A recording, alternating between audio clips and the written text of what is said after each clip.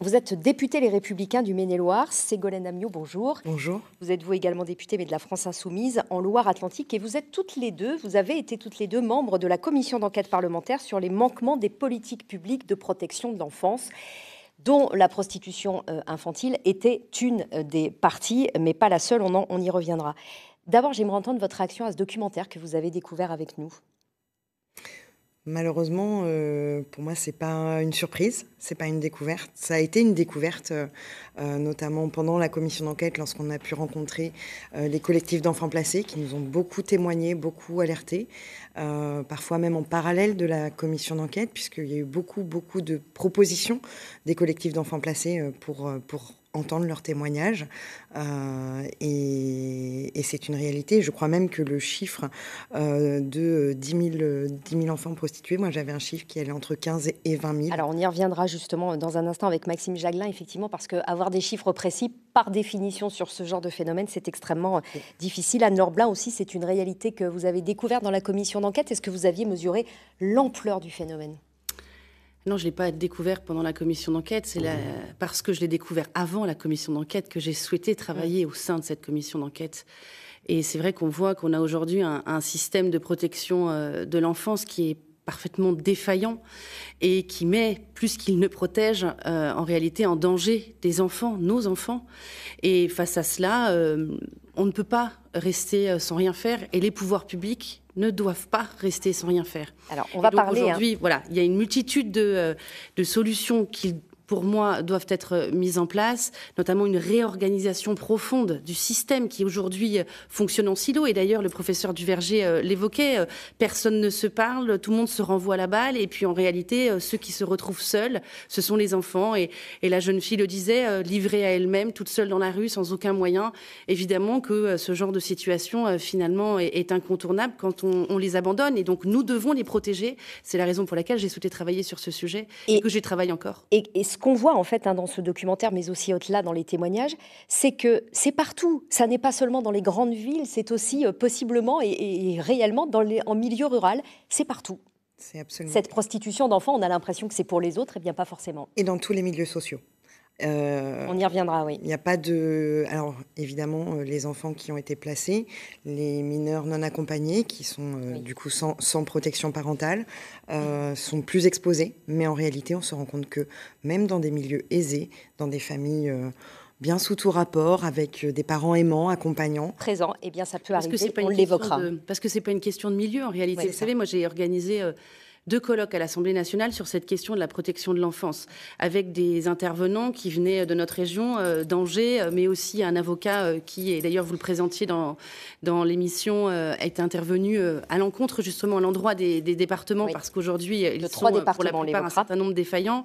La réalité, c'est qu'aujourd'hui, il y a tout un système qui s'est construit et qui devient opaque et qui ne protège plus. Et donc, il faut véritablement protéger ces enfants que l'on abandonne. Et le système de protection de l'enfance mérite une profonde réforme parce que c'est nécessaire aujourd'hui. Et pas seulement pour, d'ailleurs, la prostitution des mineurs, on l'avait évoqué avec Sarah El Haïry, qui nous a accordé une interview au commissaire à l'enfance, elle est nantaise, et on l'écoutera tout à l'heure. On a entendu des témoignages, ceux des professionnels, d'associations, de victimes. On sait donc que la prostitution des enfants est en forte hausse, mais quelle est son ampleur ? Eh bien, Maxime Jaglen, vous vous êtes intéressé à ce sujet, et on va voir avec vous que ça n'est pas facile à évaluer. Eh bien, les chiffres de la prostitution en France sont assez difficiles à estimer, probablement sous-évalués, mais selon les forces de l'ordre, il y aurait 40 000 personnes qui se prostituent en France, parmi elles potentiellement jusqu'à 20 000 mineurs. Et selon les associations, le nombre de ces enfants ou adolescents en situation d'exploitation sexuelle a même doublé ces dernières années. Dans l'immense majorité des cas, 94%, il s'agit de jeunes filles, l'âge moyen est de 15 ans, mais on observe un rajeunissement de ces victimes, peut-être avec l'effet des réseaux sociaux qui facilitent la mise en relation avec les clients. C'est ce qu'on appelle l'ubérisation de la prostitution qui la rend plus difficile à repérer. Enfin, en ce qui concerne les proxénètes, il y a eu 12 000 mises en cause en France l'année dernière et parmi ces proxénètes, il y aurait 22% de mineurs là aussi. Merci Maxime, on vous retrouvera dans un instant, mais d'abord j'aimerais revenir avec vous sur ce chiffre que j'ai trouvé vraiment terrible en préparant cette émission. Plus d'un proxénète sur 5 d'un ou d'une mineure prostituée en France est lui-même mineur. Ça veut dire qu'il y a un engrenage en fait qui s'effectue dès le plus jeune âge. Dès le plus jeune âge. En réalité, il faut d'abord comprendre quelle définition on met au terme de proxénète. Est-ce qu'on met aujourd'hui toute personne qui va aider, assister, inciter et profiter, et ou profiter d'ailleurs, on n'a même pas besoin de profiter, mais profiter d'une manière ou d'une autre, ça fait partie du proxénétisme.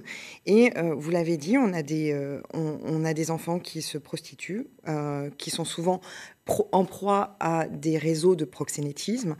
Et parfois, pour s'en sortir, ces mêmes enfants, on les incite à se faire remplacer, à recruter de nouvelles personnes qui vont se prostituer à leur place. Et dans cet engrenage-là, ces enfants victimes deviennent eux-mêmes des proxénètes aux yeux de la loi.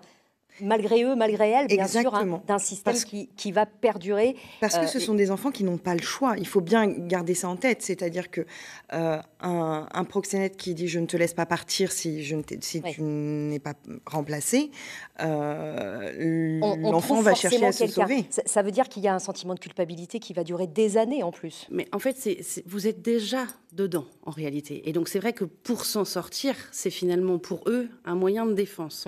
Et donc, la question nous-mêmes que nous devons nous poser, c'est pourquoi il y a cette augmentation des faits de prostitution. Et on voit aujourd'hui qu'il y a toute une société qui s'est aujourd'hui construite autour de l'hypersexualité. Et finalement, les jeunes qui aujourd'hui rentrent dans cet engrenage en devenant proxénètes ou en étant des victimes de la prostitution ont cette image du rapport à l'autre très brutal et très violent. Et notamment l'essor de la pornographie a aussi un impact. À banaliser les images, à banaliser certaines pratiques. Et puis, il y a même en fait une représentante d'un office qui s'occupe de la traite des personnes humaines qui parlait d'une glamourisation grâce aux réseaux sociaux. Oui, les réseaux sociaux, la télé-réalité, un certain nombre aujourd'hui de procédés qui permettent d'atteindre les jeunes. La télé-réalité amène peut-être pas à la prostitution quand même. Non, mais vous avez tout un comportement aujourd'hui qui est induit avec une perte de repères. Et d'ailleurs, ça a été dit dans votre reportage aujourd'hui. Malheureusement, ces enfants victimes sont des enfants qui sont vulnérables, qui sont fragiles, qui ont été et qui ont un vécu très lourd. Tous ont été victimes de violences. Tous ont été victimes. Et en fait, dans leur parcours. La population aujourd'hui de la prostitution des mineurs, elle trouve son origine dans la population au sein de l'aide sociale à l'enfance, parce que justement, ces enfants qui sont placés ont eu à un moment de leur vie une vulnérabilité au sein de leur famille. Et c'est là où l'enjeu est très grand. Ça veut dire qu'il faut très clairement une réforme de l'ASE. Quelle solution, en 2-3 mots, puisque l'émission avance, quelle solution, selon vous, pour faire reculer cette prostitution ? Non, mais déjà, j'entendais, on n'a pas de moyens. Moi, je crois qu'aujourd'hui, et d'ailleurs... c'est ce que disent les départements en charge de l'ASE. Bien sûr, mais les moyens, et on le sait, et ceux qui nous regardent le savent, que les moyens ne sont pas extensibles. La seule chose à laquelle il faut prêter attention, c'est d'utiliser correctement ces moyens. Aujourd'hui, il y a une perte considérable de moyens dans un système administratif qui est incompréhensible, qui est titanesque et qui fait gaspiller de l'argent public. Donc pas plus de moyens. On pourrait utiliser... Non, mais attendez.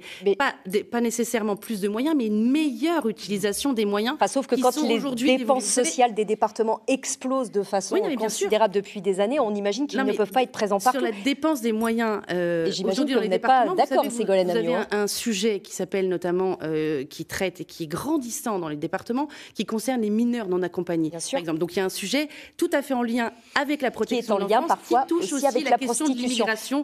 J'imagine, Ségolène Amiot, pour protéger les enfants, donc il faut recentrer les priorités, comment on protège avec une meilleure organisation des moyens. Est-ce que pour vous, Ségolène Amiot, il manque de moyens ? C'est ce que dénonce un certain nombre de départements de gauche comme de droite, d'ailleurs. C'est certain, il manque de moyens. Après, j'aimerais rappeler juste une chose, c'est qu'un mineur non accompagné reste un mineur et que nous avons l'obligation légale de le protéger. Pardon, pas toujours.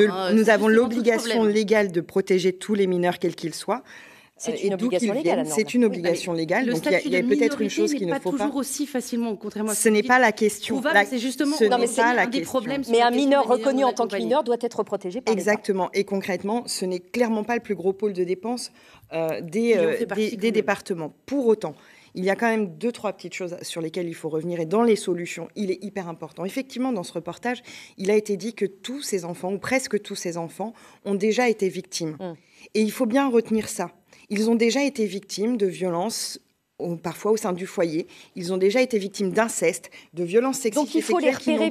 L'émission avance, donc il faut les repérer. Il faut les repérer. Mieux. Il faut les accompagner pour de vrai, c'est-à-dire avoir une réparation psychologique. Est-ce qu'il faut des refuges, comme l'évoquait la représentante de l'association, pour les mettre à l'abri dès qu'ils demandent à sortir? Il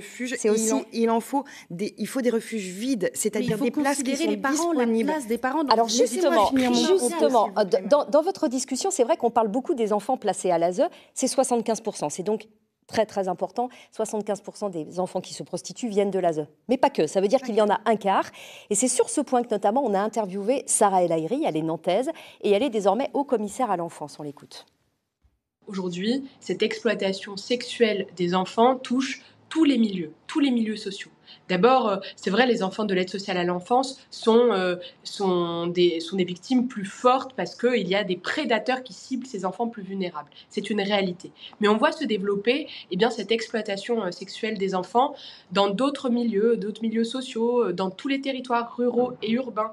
Concrètement, ce sont des enfants qui parfois sont ciblés parce qu'ils sont victimes de harcèlement ou de cyberharcèlement, parce qu'ils sont victimes de ce qu'on appelle des lover boys. Donc c'est un petit copain qui, d'une certaine manière, se transforme vraiment en proxénète. Pour moi, l'essentiel, c'est d'abord de dire parlons au maximum dans nos familles de ces sujets-là. Il ne faut pas laisser de silence s'installer. Quand vous êtes parent, il y a quelques signes parfois qu'on doit prendre plus au sérieux.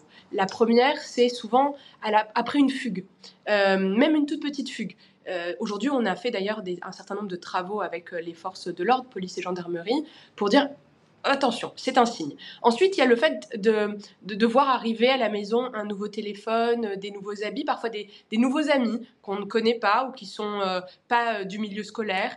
C'est de tout petits signes qui, complétés par un isolement, un changement de comportement un peu brutal, peuvent être des indicateurs. Les maraudes numériques, aujourd'hui, qui ont été lancées depuis l'année dernière et en réalité renforcées, ça fonctionne, puisqu'on sait que les enfants sont souvent plus à l'aise pour parler quand ils sont derrière leur téléphone ou derrière leur ordinateur.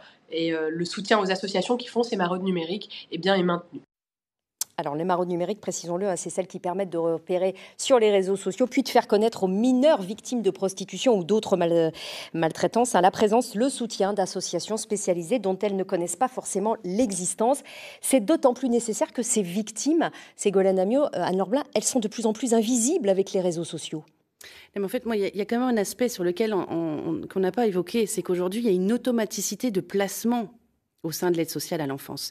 Et en règle générale, cette prostitution, elle a lieu au moment du placement. Et donc là où il faut permettre de redonner de l'air au système, c'est qu'il faut redonner une place aux parents dans ce système.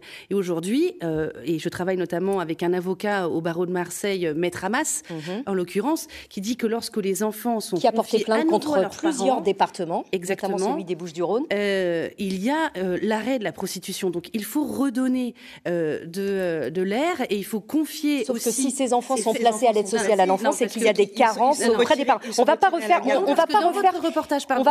le fonctionnement, s'il vous plaît, Anne-Laure Blin, de l'aide sociale à l'enfance. J'aimerais qu'on reste sur notre sujet et qu'on arrive sur un point très important. C'est quand même celui de rappeler un point extrêmement important, c'est qu'il n'y a aucune notion possible de consentement lorsqu'on est un enfant et qu'on se prostitue. Je le rappelle, il y a un arsenal juridique qui est important. Depuis 2021, avoir recours à la prostitution d'un mineur, c'est un crime puni de 20 ans de réclusion si l'enfant a moins de 15 ans, de 5 ans d'emprisonnement si l'enfant a plus de 15 ans. C'est un arsenal qui a été renforcé et pourtant le chiffre continue à augmenter. Il ne fait donc pas assez peur ? C'est pas une histoire de peur en réalité, parce qu'on peut alourdir encore et encore les peines. On le sait, on a beaucoup d'études pour le dire. Ça ne change rien à la criminalité. C'est donc la prévention qui doit fonctionner. C'est la prévention qu'il faut. Et là, on a une seule et même clé qu'on peut retrouver partout. C'est l'éducation. L'éducation à la vie sexuelle, relationnelle et affective dès le plus jeune âge, pour que les enfants aient les mots pour dire, pour que les... Non, pas uniquement, l'école aussi. Quand un enfant est victime d'inceste, ce ne sont pas ses parents qui vont lui apprendre à dire les choses. Au contraire. Alors que justement, c'est aussi le rôle de l'école que de permettre aux enfants d'avoir les mots pour dire ce qu'il se passe à la maison, ou ce qu'il se passe dans le club de sport, ou ce qu'il se passe n'importe où dans leur vie, et que lorsqu'il y a des choses qui ne sont pas OK, qu'ils sachent le dire, qu'ils sachent qu'il y a des adultes à qui ils peuvent faire confiance. Et c'est extrêmement important. Qui sont placés mais qui ne devraient pas l'être. C'est ça le grand scandale aussi. Alors c'est un scandale, j'en suis d'accord, mais mais pour autant, ce n'est pas la question. Placés ne devraient pas l'être. Et on voit bien en fait que dans ce sujet-là, c'est globalement aussi une réforme de l'aide sociale à l'enfance que vous appelez d'ailleurs l'une et l'autre, mais pas avec les mêmes moyens et les mêmes solutions, on l'a bien compris. En tout cas, ce sujet, il est vraiment majeur, on le voit, on sera probablement amené à en rediscuter dans une autre émission puisque celle-ci se termine. Mais je voulais vraiment clôturer cette émission avec ce numéro. Regardez, il est essentiel. C'est le 119. C'est celui de la protection de l'enfance, gratuit, 24 heures sur 24, 7 jours sur 7, avec cet appel. Si vous êtes témoin ou si vous avez connaissance, bien sûr, d'un cas de maltraitance ou de prostitution, appelez ce numéro ou si vous en êtes évidemment victime. On voit bien que ce sujet est très vaste, très polémique aussi et politique. Merci en tout cas de l'avoir abordé avec nous autour du documentaire que nous vous avons fait découvrir en début d'émission. Je vous souhaite à toutes et à tous une excellente journée et merci à vous. Bon dimanche. Merci.